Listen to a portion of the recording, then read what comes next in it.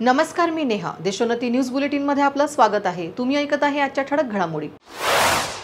मी माझा पराभव अतिशय आनंदाने स्वीकारला आहे. नांदेडचे प्रताप पाटील चिखलीकर यांनी जनतेचा कौल केला मान्य. ओव्हर कॉन्फिडन्सचा आम्हाला फटका बसला. एकनाथ शिंदे गटाचे आमदार संजय शिरसाट यांनी पराभव स्वीकारला. उपमुख्यमंत्री देवेंद्र फडणवीस यांच्या उपस्थितीत महाराष्ट्र भाजप प्रदेश कार्यालयात मंथन बैठक संपन्न. नाशिकच्या निफाड तालुक्यातील शिरसगाव येथे लष्करांचे प्रशिक्षणार्थी विमान कोसळून दुर्घटना घडली होती. दिंडोरी लोकसभेचे नवनिर्वाचित खासदार भास्कर भगरे यांनी आज घटनास्थळी भेट देत विमान दुर्घटनेची केली पाहणी. कल्याणमध्ये जागतिक पर्यावरण दिनानिमित्त केडीएमसी कडून रिंग रोडच्या दुतर्फा वृक्षारोपण. इंडिया आघाडी क्षणभंगूर आहे, थोड्या दिवसात काळबाह्य होईल, खासदार धनंजय महाडिक यांचे वक्तव्य. उमेदवारी उशिरा जाहीर झाल्याने पराभव, नाशिकचे हेमंत गोडसे यांचे वक्तव्य.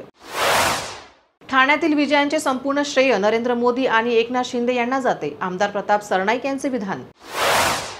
जेवणाचे पार्सल घेतले मात्र बिल देण्यास नकार, बिल द्यावेच लागेल असे ढाबा मालकाने सांगताच एका तरुणाने धारदार शस्त्राने ढाबा चालकावर प्राणघातक हल्ला केला. या प्रकरणात कल्याणच्या कोळसेवाडी पोलिसांनी गुंडगिरी करणाऱ्या चौघांना बेड्या ठोकल्या आहेत.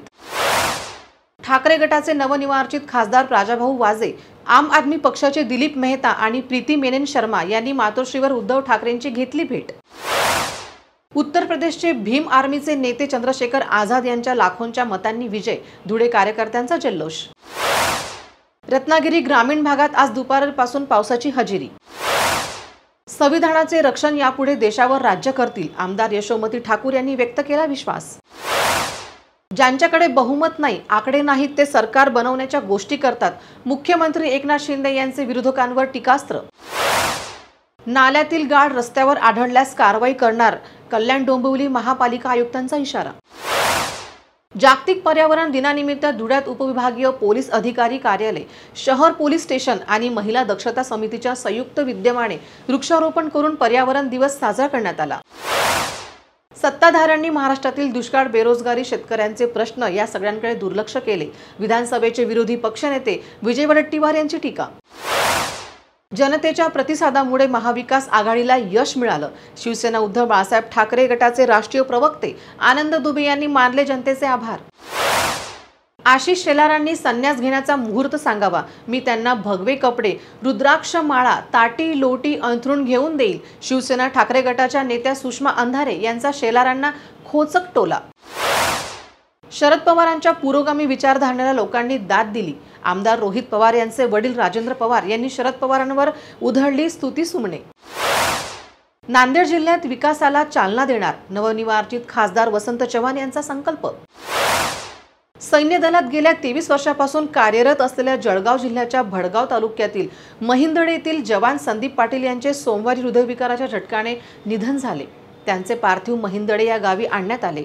आज दिनांक 5 जून रोजी त्यांच्यावर महिंदळे गावी शासकीय इतमामात अंत्यसंस्कार करण्यात आले. मुंबईच्या बोरिवलीतील शाळकडी मुळे आणि आरपीएफच्या जवानांनी साजरा केला जागतिक पर्यावरण दिन.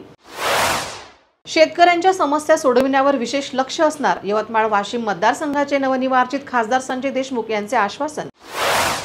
पुन्हा भेटूया नवीन घडामोडींसोबत. नमस्कार. ठळक घडामोडींसाठी देशोन्नती न्यूज चॅनलला सबस्क्राइब करा आणि बेल आयकॉन प्रेस करा.